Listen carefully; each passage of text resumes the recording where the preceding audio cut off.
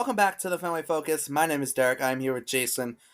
This is a little bit of a shorter episode. It's the All Star break. It's not a ton to talk about, but we still want to bring an episode to your ears. And so this is going to be the episode of kind of All Star break, and kind of just an outlook on the season so far, our outlook on the season still to come, and kind of our thoughts on the season as a whole. Kind of shorter show, but we're still gonna try and have a lot of fun with this.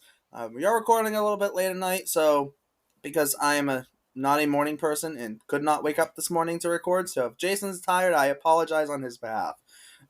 Because it is currently And I have to get up at 7:15 it's currently tomorrow 12:06 in the morning, or so today. I apologize on Jason's. I apologize because I may or may not have woken up at noon. Besides the point. Supposed to record at 11, and this one is like, oh, I overslept. Could we do midnight? To be fair, I set like 7 alarms. Did not wake up to any of them. Well, now you gotta set 8 now. So, all right. Let's dive into this. We do want to touch a little bit on the Kansas City Royals series, where the Red Sox lost on Friday, figures, and then they won on Saturday, and then as always, they won on Sunday. They took 2 out of 3. I'll start with you, Jason, and just kind of get your thoughts on this. How much do you think this series actually means in the grand scheme of things? in the grand scheme of things, I think it means a lot because you and the Royals, or the Sox and the Royals, are going after a wild card spot, and the reality is you're gonna have to beat those teams to get to that spot. And since the Sox didn't take 2 out of 3 the easy way. They had to face Seth Lugo on the Saturday game, and then the Sunday game, Brady Singer, who hadn't given up I think a run in his last 3 starts or something like that. They lost on Friday, which me and you actually predicted that perfectly. I kind of convinced you. I said, look, they're going to lose. They're set up to lose the first game because Cole Reagans is a lefty, and the Sox to that point were below 500. Now they're like 12-15 against left-handed starters this season. Then they run their next 2. And Seth Lugo, yeah, he has one of the best ERAs in baseball. His ERA is now 2.48 after this start against the Red Sox. They got on him early in the second and third. Lugo, high Sierra, high FIP. Enough said. The Sunday game, though, very gritty. I know Bayo wasn't the best Bayo, but it was still a very solid start from him. If I recall, he gave up a home run in the first inning. Rafi hit a home run. Dom Smith hit a home run. The Royals kind of chipped their way back, but then the Sox took it later on. But in the big picture, it's big. I know they still have do the Red Sox still have to go to Kauffman? I think they do. Yeah, I'll check that. I'm 99% sure. I think they do. Yeah, they do. First week of August 5th, 6th, and 7th. Right. And the other thing is the Red Sox are historically bad playing there. I don't know what it is. It's just some mentality. They're not the best playing there, but the fact that you beat them at home is a statement win because, one, the Royals are in it just as much as you are. 2, you're winning baseball.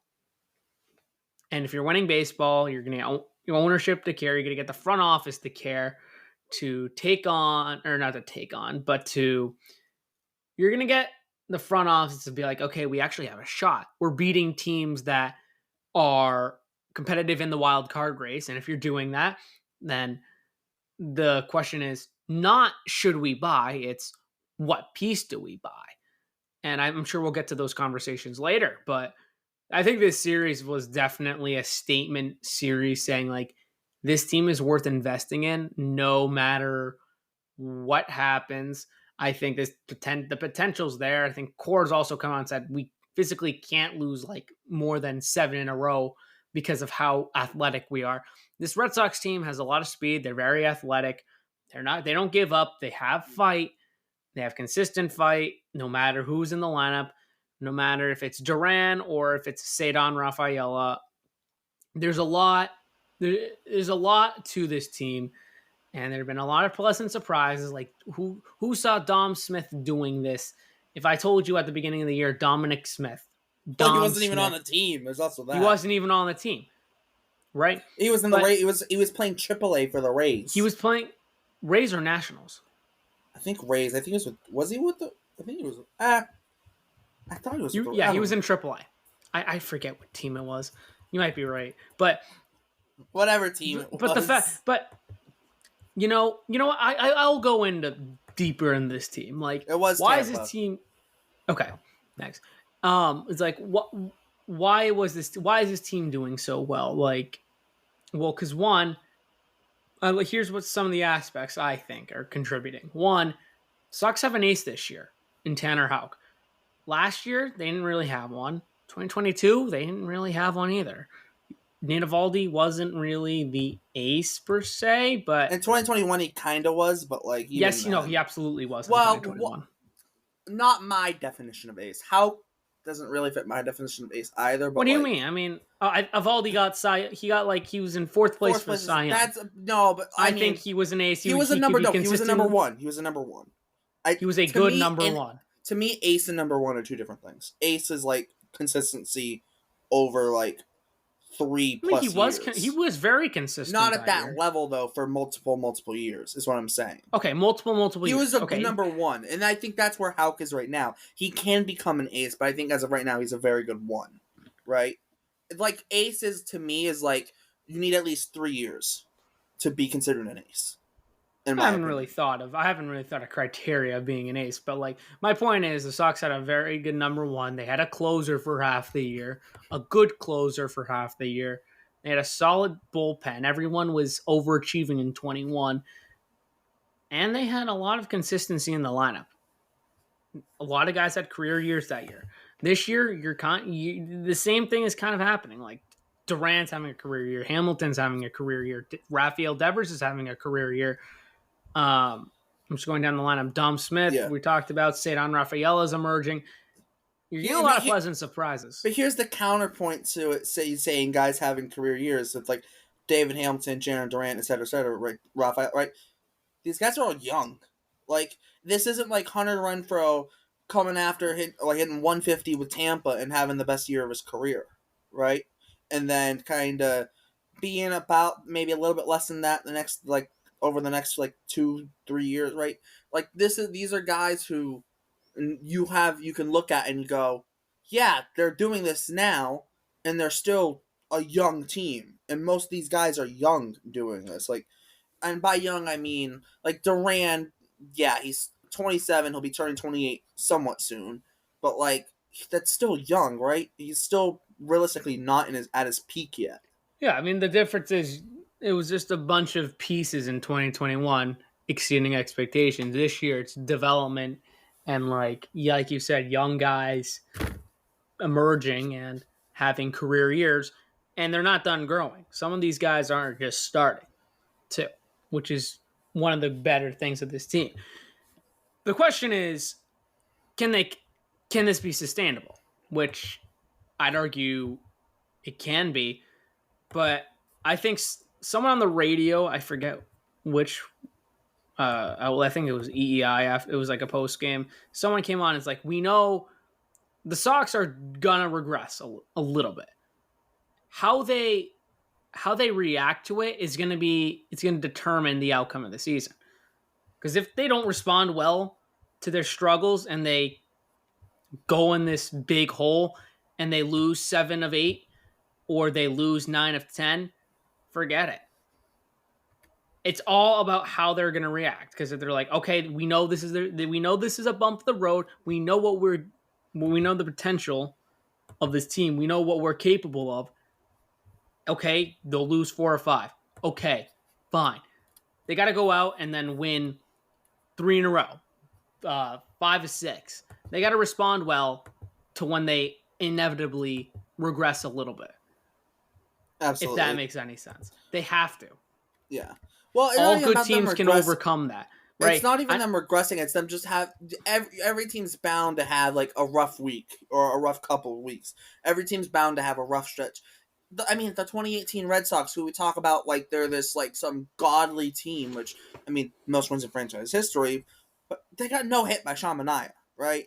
Sean Manaea, not like Garrett Cole or Justin Verlander or Sean Manaea, right? But don't get me wrong, Yeah, has looked amazing against the Red Sox a lot, right. but But still, Sean Manaea, right? A no hit that team. So yes, there's every a lot to team's like gonna. about that team. There's a lot of like the Red Sox Yeah, didn't lose more than what 3 or 4 in a row, I don't think they ever and lost 1-3 in a row. Yeah, they didn't lose more than 3 in a row, and they only got swept once in the Tampa Bay Rays in August, and I believe like 2 of them were 1-run games. yeah. Maybe I gotta double check that, but point being, this team's gonna have a bad stretch. If how they react, it's gonna be crucial to this outcome of their season. I Um, especially with the Dodgers coming up, like the Dodgers aren't an easy team to beat. I know they're suffering a lot of injuries, but like they still have talent. They have Otani. They got Freeman, right? They've got some guys who their can pitching hit. is a question mark. Their Literally, pitching is a big question mark. no, literally because we are MLB, MLB, the MLB app and MLB website, at least to both of us, does not have the starters listed for the series that starts tomorrow. So there's that. Yeah. There's also that. So legitimate question mark their pitching is with all the injuries and guys struggling or coming back from injuries and struggling, a la Walker Bueller. Um, the amount of injuries they have. I'll just read you the Dodgers pitching injuries. This is actually wild. Walker Bueller, hip discomfort. Tyler Glasnow, lower back tightness. Tony Gonsolin, Tommy John. Clayton Kershaw, shoulder surgery. Dustin May, flexor tendon surgery. Emmett Yamamoto. Sheehan, Tommy John. Yoshinobu Yamamoto, strained rotator cuff. Uh, bum ass Ryan Brazier, strained calf. Connor What? Brogdon, plantar fasciitis. Bruised Gratterall, shoulder inflammation. Michael Grove, strained lat. Joe Kelly, strained shoulder. And then They're Nick Frasso, who's on their 40 man, is one of their higher ranked prospects. He's injured in AAA. and what's their record with those injuries? Pretty good. 56-41. And they also, Mookie Betts is also hurt. Jason Hayward got hurt, and Max Muncy's been out for a while. And Otani's not pitching. That, yeah, there's also, well, yeah, also that. So they're a pretty good team. Yeah. Pretty good. If The Red everyone's Sox are gonna healthy, have to. that's a scary team. But not everyone's healthy. They're what 16 games above 500. Woo, I that's mean, crazy. That's crazy. No. no, I know That's it's insane. crazy. You could argue the Sox have had a similar injury luck, but like at the same time, Not like that, not though. like that exactly. That's insane. But my point is simply, I brought it up the Dodgers. Like they're still pretty good. If you can take 2 out of 3, oh, Yeah, the Dodgers have 8 starting pitchers on their 40 men that are injured. 8, 8, 8 starters. That doesn't include the relievers. Yeah, that's insane. I just like just thinking about that. We've seen the injury issues Red Sox have had in the last couple years and this year. Like that is insane. Like the Red Sox, for reference, injury wise, it's for the pitchers. It's Giolito, Whitlock, and then Chris Murphy, and then Brandon Walter in AAA. That's it. he's on the AAA 60 And day. Brian Mata doesn't count because he's healthy. He should. Which I would we got to assume have a they're going to bring roster him move back. tomorrow. Yes, there should likely be a roster move for Brian Mata. I would assume the Red Sox are going to add him to the roster. There's an easy roster move in there. Whether it's What is Bailey it? Horn, Cam Yeah. Boozer, or Josh Winkowski being sent down. I think that's kind of the easy roster move. I think they'll keep Chase Anderson for now. There's no Chase Anderson's the type of guy you just keep for as long as possible, and then when you kind of just don't have any spots, then you get rid of him. But you keep Yeah. him as long as possible. And then now I think they can still keep him, get away And with Chase it. Anderson is not bad for the role he plays. I think people No. just breeze by it. Like As Ed Hand says, the human victory cigar and human white flag. I mean, he just eats innings, and if you need him to go like 80 pitches, he'll do that.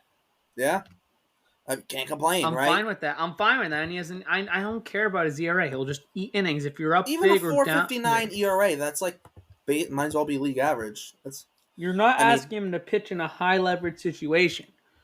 yeah. So He's just like perfectly like mid, and for his role in the bullpen, mid is amazing. That is amazing. So yeah. Other than that, we do have to touch quickly on Jarren Duran winning the All Star Game MVP. Congrats to Jarren Duran. Amazing. Obviously hit the home run in the All Star 300 Game. IQ play by Hauk setting him up for that. Yeah. Uh, yeah, totally. Uh, I there I had a conversation with someone. I won't say who, but Jason knows who. Um, about Tanner Houck's performance in the All Star Game, and you know, Houck gave up 3 hard hit balls to his first 3 batters. Jason, you know who those remember who those batters were? All stars. Jurickson Profar, who's having the Yep. year of his life and the year everyone thought he would be having his whole career when he was when he was the #1 prospect in baseball. Also, he's been a top 15 hitter in baseball this year. Ketel Marte, who is one of the most underrated players in all of baseball every single year, if not the most underrated player this year. And then Shohei freaking Shohei Otani, Otani. like the guy who is arguably the greatest baseball player of all time. Like, yeah, okay, give up a 3-1 homer to Otani. So what? Like, a lot of other people do that, right? And I'm sure they've been okay. And he got out of the inning, no further damage. I'm not concerned about how, and he's not pitching against the Dodgers anyways, so who cares? You know, he'll be Mm-hmm. pitching well, actually, it works out perfectly. He'll pitch the first game of the Colorado series, which would then likely line him up. I'd assume for the Sunday night baseball against the Yankees. That's pretty That's at solid. Fenway, correct? Yes, that is at Fenway. Okay. Makes Yep. sense. Yeah, watch them make the Friday game an Apple TV game. They probably Saturday will. game's already a Fox game. Sunday game's already Sunday night baseball. I hate this is why I hate we need to start a petition. Red Sox versus Yankees. At least 2 games of the series cannot be national television. Well, you get to watch it without like using MLB TV. You can watch it live. No, no, no, no, no, no, no, no, no. But like, so what's the point? Like, if one's gonna be a Apple TV game and the other game's gonna be a Fox national television game, and then you get Sunday night baseball. Like, okay, so what's the point of having I'm fine with two. broadcasting teams? I'm But fine with three two. is insane. Three, no, I hate three. Three Two, I'm is fine. insane. Two, I'm fine with. Yeah, 2, okay, I Two's guess. acceptable, I think. Why Uh, the fuck not? there's surely other teams that you can highlight. You don't have to always highlight Red Sox. The Red Sox Yankees rivalry isn't even that good anymore. Like, let's be honest. Let's be honest. It's mostly the fans Okay. that hate each other. Ah, yeah, exactly. That's Like, exactly what it the is. Hold players like on. each other. They don't Hold care. on. I mean, that's just what I'm saying. Other than that, um, we should talk a little bit outlook deadline stuff. Okay, yeah, real quick. Yeah, there's Dodgers Astros, but instead they're doing the Fox game against the Red Sox and Yankees, which is fine. No, I know. No, I mean, but like they can make, but It's not sometimes an they do Apple multiple. TV game. No, but sometimes they do The multiple Apple Apple TV TV game games. that day is Rangers Blue Jays No, I know, but sometimes they do multiple. and Dodgers Astros. Yeah, Yeah, no, I'm just saying hypothetically, it very well still could be three's switched out. crazy. No, Two I'm I'm saying fine it could with. be switched out, or that's what I'm saying. Like, it's stupid. Like, don't be surprised if it does. And then Red Sox Dodgers. You know what that is on Sunday? Take a guess. On Sunday, Red Sox Dodgers on Sunday. Take a guess what that game is. 7 o'clock Eastern. Yeah, it's an ESPN game. Yep. And Red Sox Yankees is. So they have Hey! At least Red Sox Rangers isn't the next week after. yeah. Yeah, it's stupid. But, Wait, anyways, wait. Hold on a second. no, Yeah, okay. Never mind. I'm just checking something. yeah. Um, The Saturday game. I'm pretty sure the Saturday game is also a Saturday against Fox, yeah. Fox again. Yeah. So insane. What the So heck? insane. They know there's 27 other teams in the Red Sox, Yankees, and Dodgers. Well, what other game are they going to profile? Let's see. They're not really that good of series. Maybe Astros Mariners? That's the only good one. Rays, Yankees. Taj Yeah. Bradley's pitching on Saturday. So, That's fun. Phillies, Pirates. why would the national audience want to watch Yankees Rays instead of Dodgers and Red Sox? Orioles, Rangers. No. Padres, Guardians. There you go. That's a fun one. Yeah. Brewers and Twins. No. No. Red Sox rarely play the Dodgers, and it's a World Series matchup Cardinals, recently. Braves. No. That's insane. No, I'm not saying it's the first. They're going to be a top choice over the Red Sox, but, like, you can pick something else. I'm just saying. Moving on, though, to kind of outlook rest of the year, deadline stuff.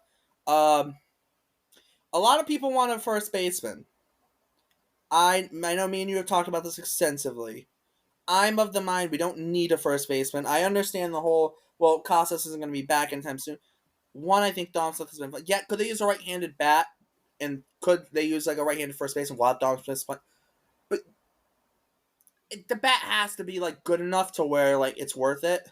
I know a lot of people have been saying Justin Turner. I know even Lou Merlone said Justin Turner. This isn't a shot at Lou Merlone, but Lou Merlone said it was a perfect fit. I disagree. I know, obviously, you could argue, oh, he can play first base when Dom Smith, face against lefties, so Dom doesn't have to play against lefties, and he can DH. The Red Sox, if there's things they don't need, they do not need a DH, because I think the reason Tyler O'Neill is staying healthy this year, and not many people have pointed this out, they're treating Tyler, I don't want to say the wrong person, actually, I don't know, but they're treating Tyler O'Neill like a slugger this year. He's not, or maybe it's just a change he made, but he hasn't been like this kind of speed power guy this year. This year he's only 56th percentile in sprint speed. If you want to go to last year, he was 80th percentile. In 2022, he was 97th percentile sprint speed. You don't just drop like that. In sprint speed. He went from 29.7 feet per second in 2022 to 27.5 feet per second. You don't just drop off like that speed-wise. I think he's treating his body more like a slugger. I think the Red Sox or whoever made that decision, and it's working out amazingly. And a part of that is he's played games at the DH spot. And I think that is important for him to stay healthy. So, getting a guy like a Justin Turner, having him basically become this new DH, and then, like, there's that. But then we also, what does that do to Masataka Yoshida? Then you're making him a bench. Then you're committing into a bench bat. But here's the thing: Yoshida hasn't been good against lefties. Does he play against lefties anyways? No. So who cares, right? Against lefties, Yoshida rides the pine. O'Neill typically DHs and Refsnyder plays in the outfield. You hit the nail on the head. Like, you can't get a DH because Yoshida's going to play against righties. Against lefties, you're going to need a DH O'Neill because that's reality. The Red Sox are treating him like a slugger. That's absolutely correct. Refsnyder can play outfield, or even Refsnyder will play outfield against the lefty. That is, and Rafaela's played some outfield. If Rafaela's playing center field and you have Duran in left, Refsnyder in right, O'Neill's going to DH, right? If Rafael's playing short, then maybe it kind of opens up some things. But let's not just pencil in Rafaela into shortstop. Like, this is a guy who's elite in center field. Yeah. And I think Who this comes played? to our other discussion that we've had. Why not go get a utility guy who can go play shortstop? I know people brought up Ahmed Rosario or whatnot, but I think we kind of agree that the No. guy. I know people also brought up Luis Rengifo. No. I think we've both agreed the guy we like the most. Actually, teammate of Justin Turner, Isaiah Kiner Falefa. And also, too, because Justin Turner this year in home games has a 127 weighted runs created plus. He's got a 74 weighted runs created plus in away games. And then overall, he's got between the two, he's got a OPS under 700, home and away, like combined. So like, it's been a rough year for him, absolutely. And I'm not saying he can't turn it around, but it's not looking great. Is he hitting lefties well? Absolutely, right? Do not get me wrong, he is, but it's at the point where if you're only going to play Justin Turner against lefties, it's kind of not worth it. Let's be honest. It's not Where are you worth going to it. play him? First base? First, and especially when Casas comes back, now you're just stuck with him. You're like, okay, no Yeah, and you're not versatility, playing him at second base. You're not trying to do that and you're shit. not playing him at third either. Perfect world, you don't play him at third base ever, right? No, he's lost. No. It. Okay. The scenario of the trade deadline gets different if you look at Costas and you're like, what are the front office is going to be like? What are the odds he actually comes back? Because if they're like, yeah, he's probably done for the season, then you're like, okay, you can get a rental first baseman. If they're banking on him to come back and they're like, yeah, he'll probably be back by September, then you can't do that because you're just going to create a whole havoc and Nope. you're kind of setting yourself. Is it a good problem to have? Yeah. But at the same time, you got to prioritize, like, It's different if it's like a Yandy Diaz, right? That's a different that's situation. such a different. No, that's different. I'm thinking, like, No, I it know. still changes, like, No, but that's why I bring it up though, because some people bring up Yandy Diaz, but that's a or totally Isak different Paredes. situation. Paredes, dude, the pull power, that guy only pulls He's baseballs. going to have to DH, though. No, but he can play first. Can he Uh, play second? that's a stretch, but he's done it before, as far as I remember. Okay. Um, Probably a stretch though, but like this is why like I talk about guys who can play first base, right? I know a couple people have mentioned Connor Joe. I don't hate it. It out of the options if we're looking for a first baseman in terms of cost and like effectiveness for the Red Sox, Connor Joe's probably the best option. Hits lefties really well. This year he's hit righties like just above league average on the road. At home, he's struggled against righties. He's also been better on the road as a whole this year, but I think Ugh. um, Ugh. Pass on Joe. He's a bad defender. well, Ugh. he's Oh, but you're putting him at second base, and he's been no, no, playing a lot of first base this year. no, Connor Joe, no Paredes. No, you're talking about Paredes, right? No, Joe. Oh, Joe, no, you know what you're getting with Connor Joe. You're getting you're mostly getting a bat who is gonna like who's gonna hit lefties, and like that's kind of it. And he can play multiple positions. It's not great. Like he's he's solid at first base. He's a little bit rough in the corner outfield. Like not great, but not terrible Yeah, enough. He's he has not good bad. numbers, but he has good numbers against fastballs and off-speed pitches. He's batting 301 with um never mind. That's a ex Yeah, Woba. Never mind. no, but 301 still, against fastballs and 278 against off speed. However, breaking balls, he's only batting a buck 41.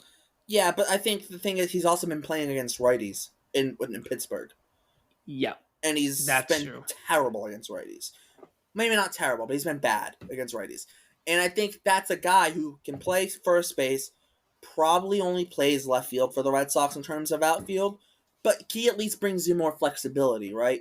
Hypothetically, if Tristan Casas comes back, he's not totally exiled out of the lineup because If they want to play Rafael at short, they could put Connor Joe in left field and let O'Neill DH. You know, if they wanted O'Neill to DH, and they can still put Ref Snyder in right field. You have Duran in center, and Rafaela can play shortstop, right?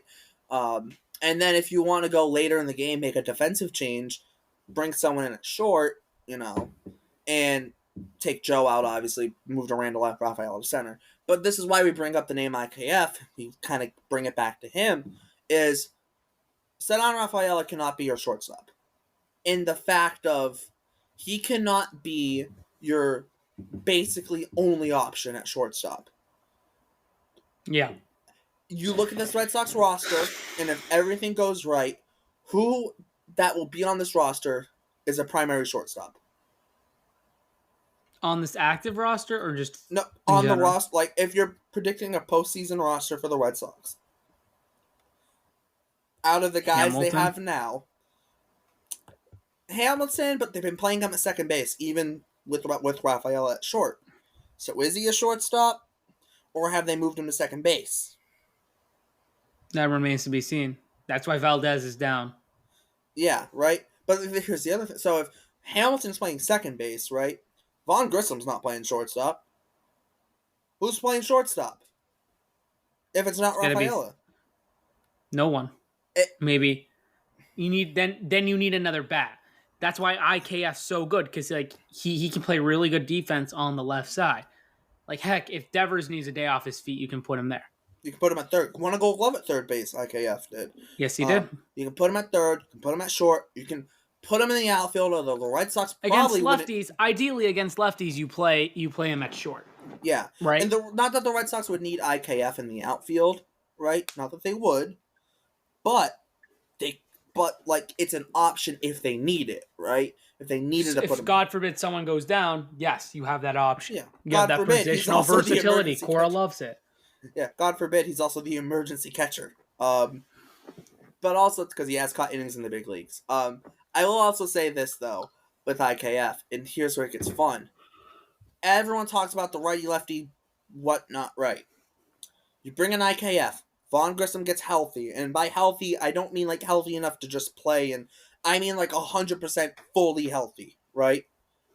You get that back against lefties. You can roll Grissom and IKF up the middle. You slide Rafaela back to center.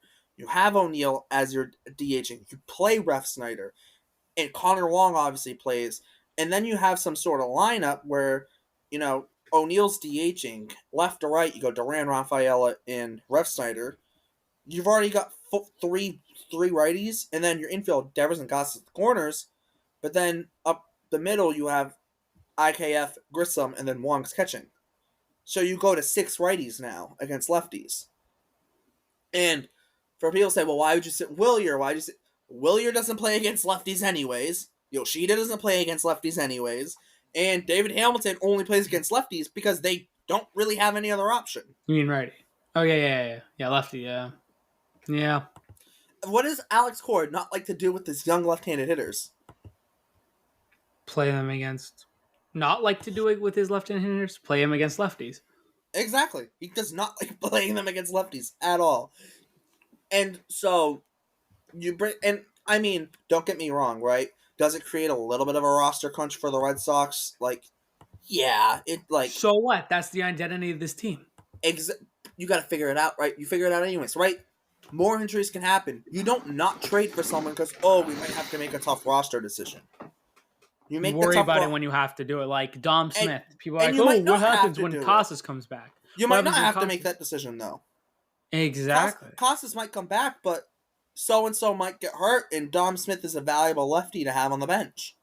Yeah, and the good thing about Casas coming back is he doesn't need to be a DH. He has to be 100%, so he'll play first base. Yes. Yep, exactly. Well, and the thing too is, like we say, Vaughn Grissom and Tristan Casas have to come back. You would go, oh well, Jamie Westbrook, Romy Gonzalez go down. After that, it starts to get difficult to try and envision someone. Are you telling me this team's never going to have another injury? Like, let's be honest. It's inevitable. Someone at some point is bound to get injured. You just hope it's minor. But someone at some point is bound to get injured. Yep. It happens to every team. The Red Sox, hopefully, all the serious stuff is out of the way, right? But they're not going to stay healthy the rest of the way. Someone at some point is going to go down. So you also got to remember that. So you cannot let potential tough decisions of, oh, we might need to send this guy down to AAA. You don't let that dictate what trades you make at the deadline, because you might not have to make that decision, like I just said. And I think that's kind of our point too with getting a guy like an IKF, right? You need someone who can play shortstop. We're not asking IKF to play there every day, right? He doesn't have to play against right. He's been good this year, right? He has been good in general this year against righties and lefties, but he's been better against lefties. But it's another body who is having a very good year, arguably one of the best years, if not the best year of his career. He's good defensively and he's versatile, and he can run a little bit, which doesn't hurt when you have Alex Cora as your manager. That does not hurt. So, Yeah.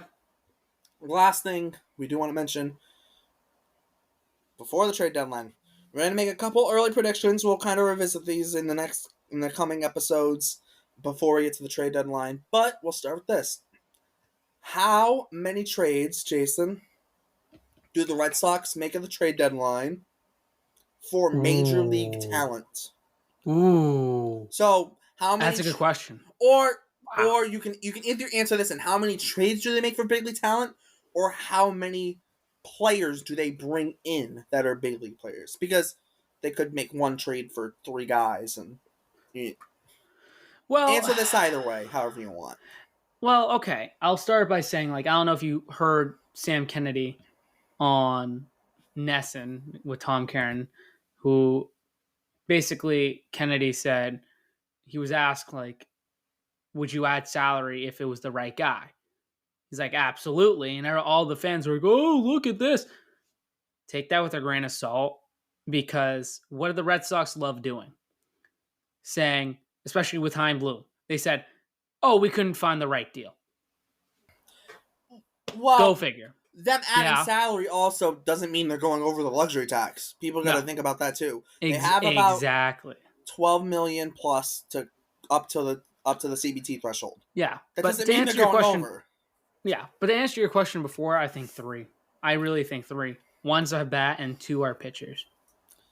Uh, I would love And to see. wait, one more. I'm gonna add one's a three teamer. Nice. I love some 3-team trades. I want to say five just because of the fun. I want to say What like the fuck? no, I want to say like bring in two relievers, bring in a starter, bring in like an IKF, and then bring in like another like righty, like whether it's like a Connor Joe type who can play first base and corner outfield, or like or another, or like bring in a backup catcher, or just something else for a fifth guy. Um, I'm gonna go with four. I like the idea of bringing in two relievers. So in that case, I'm going to go one bat, a starter, and two relievers. That's going to be my prediction as of now. And that is a perfect way to end this episode of the Fenway Focus. So yeah, make sure to check out Jason and I on Twitter. We both lost in Ed Hand's Twitter personality, but I got more votes than Jason, so it doesn't mean much. It doesn't mean much. We both got our butts kicked. So At least I can get like 18 quote tweets saying to vote for your opponent. Some yeah, crap like that. yeah, it could have been. Nah. I got some. I got some bad. I got comped to Ben Rice while like Fenway attendee was like Ha. someone. I'm like, what the hell did I do to get that? Like, that's rude. But No. no, in all Or when that seriousness, certain. No. Okay. Yeah. Okay. in all Let's seriousness, end it. I was like, whatever, didn't matter. But no, we'll end it. So yeah, for Jason, my name is Derek. As always, thanks for tuning into the Fenway Focus. Check out both of our Twitters, and we will see you next time.